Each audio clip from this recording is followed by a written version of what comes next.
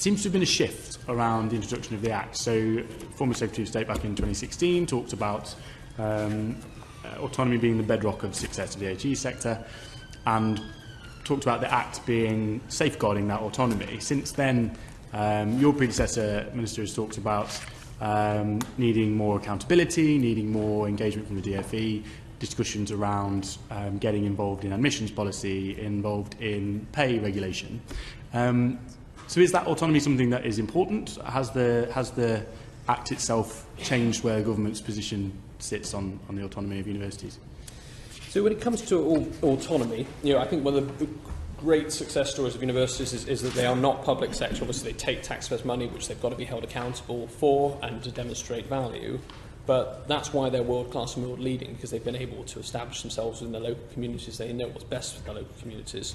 But when it comes to this issue around the Act and the legislation, obviously, you have institutional autonomy, but there is also within the Act to be balanced both at OFS and Secretary of State level at risks to the quality of student experience. So there are ways in which you can have regard to institutional autonomy, but at the same time, the Secretary of State can be entitled to require the OFS to take action. The OFS can take action, which may, on the face of it, look like it's impinging on autonomy, but you can't have autonomy being absolutely sacrosanct, somehow washing over and disregarding all aspects of student experience, because those are the people who pay the fees, and those are the people who deserve a good education. So it's getting that balance right, and the OFS has regard to autonomy, but it must also have regard to the other pillars within its mission.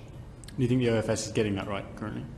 Well, I think the OFS's work has been predominantly around registration this year, so it's registered about 352 providers, and the Act of Registration itself provides a lever through which you can frame some of the individual sort of universities' approach. They can't then charge fees if they're not registered.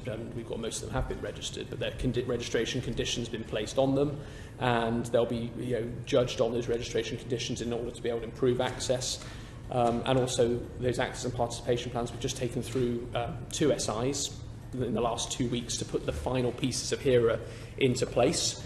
Some of those measures are uncomfortable. They're absolutely vital. One of them is obviously around the issue of fines and fees when it comes to looking at universities being fined if they don't meet their registration conditions, or they don't adapt to their access and participation plans. But that's very much a last resort. I see sort of the OFS just in the same way around financial sustainability of universities, being able to work with them, pointing to the failures or inadequacies that these universities may present, and being able to help them get across the line rather than sort of publicly naming and shaming them and sort of using that fining power. But it's got to be there if it's going to be an effective regulator.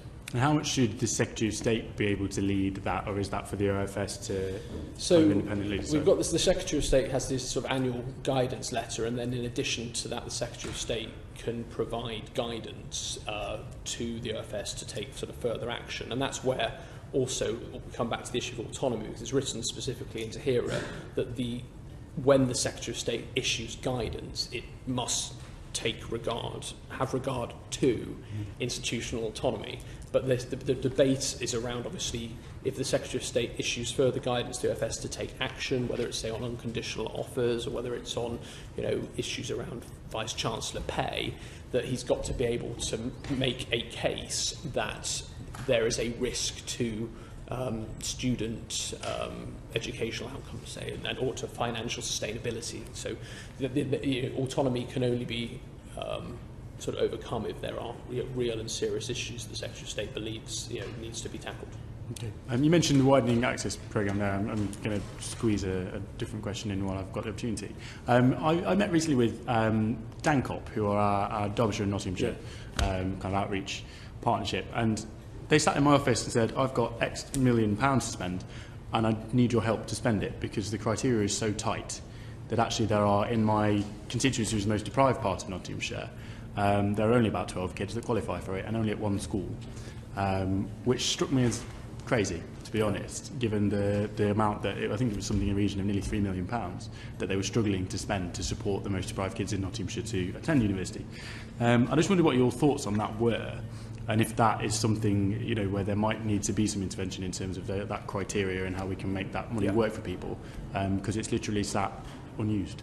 Yeah, I mean, I entirely agree. I'm very conscious that I don't want the target to become a measure which then sort of eats itself, in terms of then saying, well, universities are only going to focus on POLA level 4 or sort of, and disregard everyone else. It's how universities would say the NCOP's been set up to be able to provide that sort of regional collaboration, but it's by sort of raising the awareness and not ambitions, but sort of the opportunities across maybe an entire class that then you're going to be able to demonstrate to those disadvantaged students that they should be on the same pathway as everybody else. The last thing I want is sort of, these organisations plucking pupils out of classes, taking them off to be sort of, seen as somehow different. And I think that's something we've got to be really careful about. The OFS has obviously created frameworks by which they are looking to universities to raise their standards.